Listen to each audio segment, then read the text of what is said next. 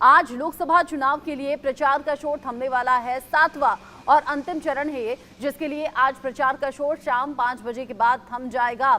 शाम में जिस तरीके से नेताओं की तस्वीरें और अभी तक के जो शेड्यूल सामने आ रहे हैं वो ये कि दिन भर प्रचार चलता रहेगा अलग अलग राज्यों में। चूंकि 7वां या आखिरी चरण है, 1 जून जब 7वें चरण के लिए मतदान होना है, ऐसे में अंतिम चरण में जब 57 सीटों पर मतदान का दिन है, इन 57 सीटों पर जोर सभी पार्टियां लगा रही हैं। पीएम मोदी के संसदीय क्षेत्र में भी इसी 7वें चरण में वोटिंग होनी है।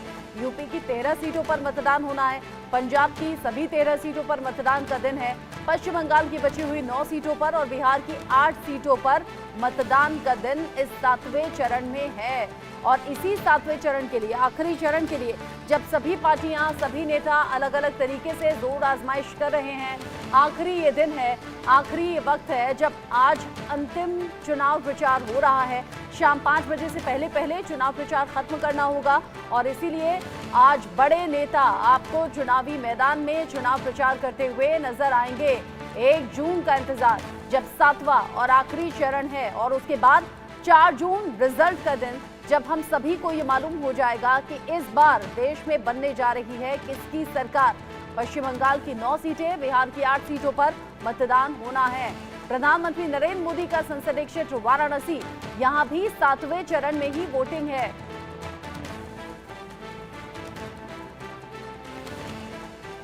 कोलकाता से रैनिक दत्ता हमारे साथ जुड़ गए हैं इस पर ज्यादा अपडेट के साथ। पटना से रितेश मिश्रा हमारे साथ में होंगे। कुलवीर दीवान चंडीगढ़ से हमारे साथ जुड़ गए हैं। अनिल ठाकुर जो कि कुल्लू से अपडेट हमारे दर्शकों तक पहुंचाएंगे। उदय प्रताप सिंह जो कि बठिंडा से हमारे साथ में है। अरविंद चतुर्वेदी वाराणसी से मेरे साथ में जुड़ गए हैं। चूंकि 7वां और आखिरी चरण है ये, अरविंद, किस तरीके की तैयारियां आज यूपी में और कौन कौन से बड़े चेहरे जो चुनावी रण में आज प्रचार करते हुए नजर आएंगे? और खास तो ये चरण इसलिए भी है कि पीएम मोदी के संसदीय क्षेत्र में भी चुनाव 7वें और आखिरी चरण में होना है।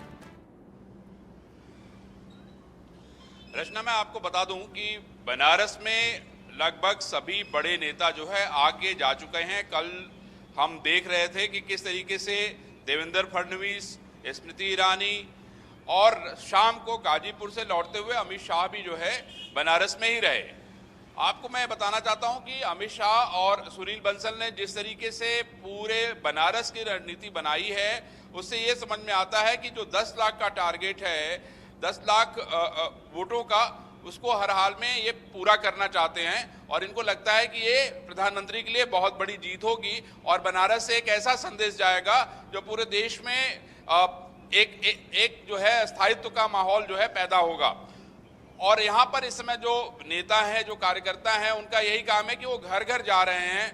मान लीजिए अगर कोई नाराज है, कोई खुश नहीं है, उनसे मिल रहे हैं। और मैं समझता हूं कि ज़्यादा से ज़्यादा उनकी कोशिश है कि लोगों को जो है बूथ तक लेके आया जाए और बड़ी संख्या में प्रधानमंत्री को वोट पड़े और वो बड़े मार्जिन से जीते।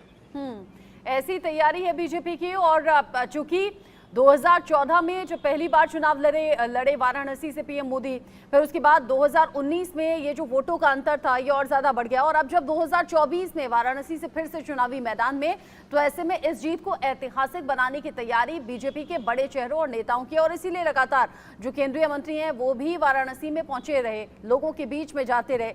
बठिंडा से मेरे सहयोगी उदय प्रताप सिंह भी मेरे साथ में जुड़े हुए हैं। तो आखिरी चरण है उदय, और ये आखिरी कोशिश भी है नेताओं की तरफ से कि लोगों के बीच पहुंचें और ज्यादा से ज्यादा वोट बटोर सकें। बिल्कुल रचना, और क्योंकि पंजाब एक अहम राज्य है जिसमें 13 के 13 सीटों पर वोटिंग होगी परसों, जो आखिरी दिन है मतदान का 1 जून को, इस वजह से आज दिग्गजों का जमावड़ा जो है वो पंजाब को में देखने को मिलेगा। खुद प्रधानमंत्री नरेंद्र मोदी पंजाब में होंगे आज। होशियारपुर में उनका बड़ा फतेह रैली है सुबह 11 बजे। इसके अलावा बीजेपी के अध्यक्ष जेपी नड्डा भी आज पंजाब में ही हैं। फरीदकोट, अमृतसर और आनंदपुर साहब में प्रत्याशियों के लिए प्रचार करेंगे जेपी नड्डा। मुख्यमंत्री उत्तर प्रदेश के योगी आदित्यनाथ आज बनारस में नहीं है जहां हमारे सहयोगी मौजूद है, मगर वह भी आज पंजाब में मौजूद है। योगी आदित्यनाथ आनंदपुर साहब में आज दिखेंगे और लुधियाना में प्रचार करते हुए। अगर हम बात करें कांग्रेस पार्टी के, तो कांग्रेस पार्टी के भी पूर्व अध्यक्ष राहुल गांधी भी आज पंजाब में होंगे, नवा शहर में आज होंगे, कल भी वो पंजाब में थे, पटियाला में थे कल।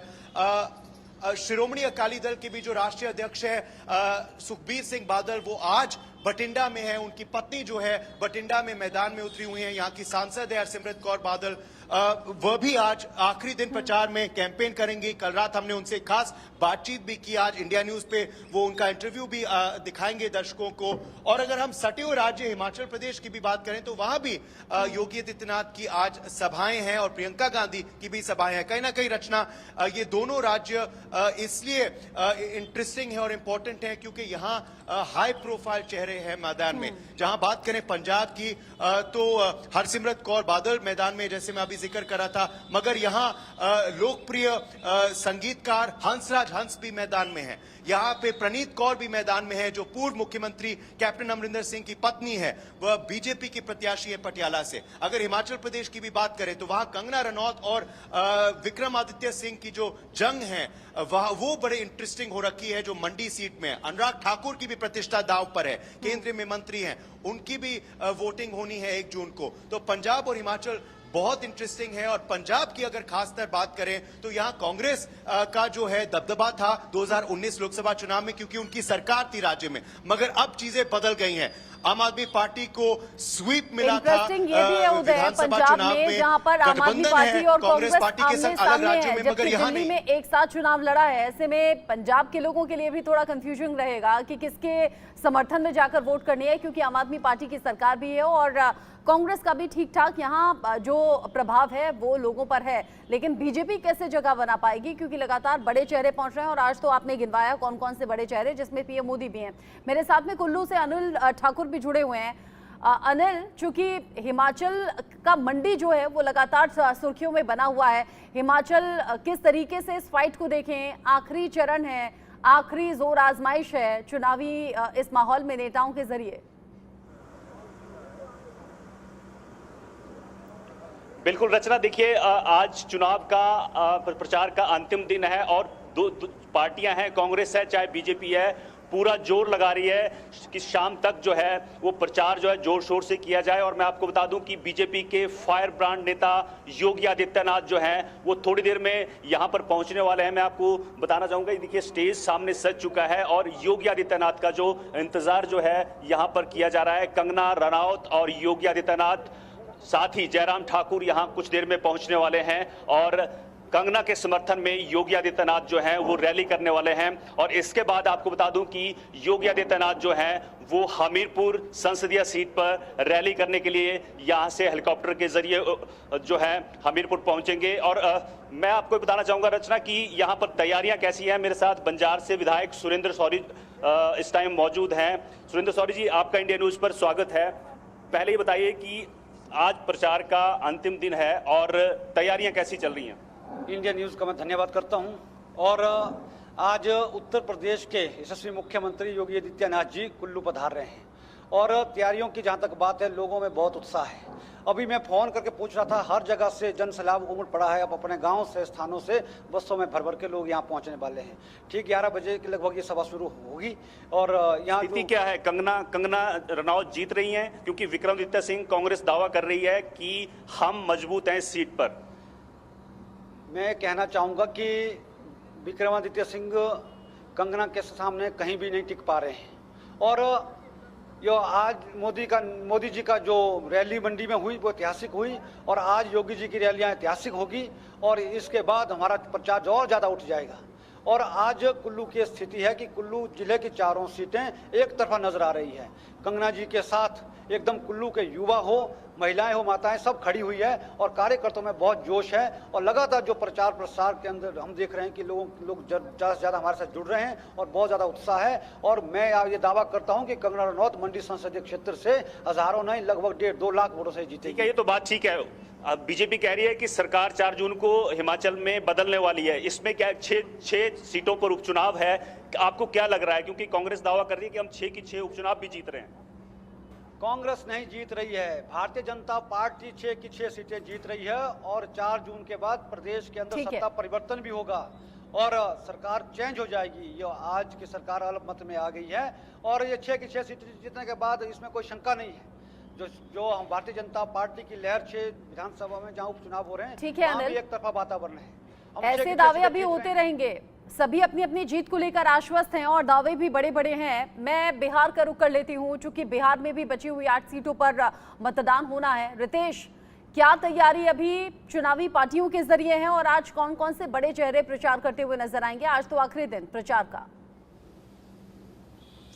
अब बिल्कुल देखिए, सबसे बड़ी बात है कि ये जो बाकी की जो 8 सीटें बची हैं, ये सभी की सभी काफी हॉट सीटें। कोई भी ऐसी सीट नहीं है जिसको आप हल्के में ले सकते हैं। 8 जो हैं उसका अपना दबदबा है और खास तौर पर अगर देखें तो इन 8 सीटों पर एनडीए की पूरी तरीके से साख जो है वो लगी हुई है और खास तौर पर बीजेपी की, क्योंकि बीजेपी इनमें से 4 सीट पर वो चुनाव लड़ रही है। एक पर जो उपेंद्र कुशवाहा हैं वो लड़ रहे हैं। इसके अलावा जो 2 सीटें हैं उस पर जेडीयू की जो प्रतिष्ठा है वो दांव पर लगी हुई है। तो राजनीतिक दलों की पूरी तैयारी है इन 8 सीटों के लिए। देखिए कि राहुल गांधी से लेकर प्रधानमंत्री नरेंद्र मोदी सभी ने अपने अपने प्रत्याशियों के लिए चुनाव प्रचार किया है। इसी बात से अंदाजा लगाया जा सकता है कि ये 8 सीटें जो हैं वो इंडिया अलायंस और एनडीए के लिए कितना महत्वपूर्ण है।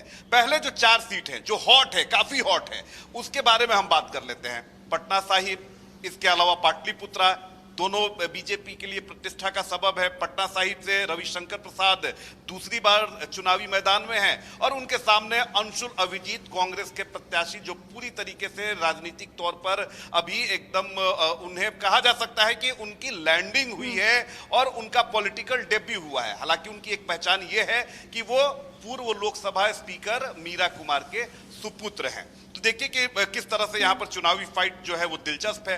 पाटलिपुत्रा की अगर बात करें तो वहां पर एक तरफ देखिए कि आरजेडी से मीसा भारती हैं, हाई प्रोफाइल व्यक्तित्व उनका, कई बार वो चुनावी अखाड़े में उतर रही हैं, हालांकि सफलता नहीं मिल पा रही है। और उनके सामने राजनीति के मंझे हुए खिलाड़ी, आप देखिए कि अगर इस बार जीत जाते हैं तो रामकृपाल यादव हैट्रिक लगाएंगे। कभी आरजेडी से उनकी शुरुआत हुई थी राजनीति की और लालू प्रसाद यादव के काफी ही विश्वस्त सिपहसलार माने जाते थे।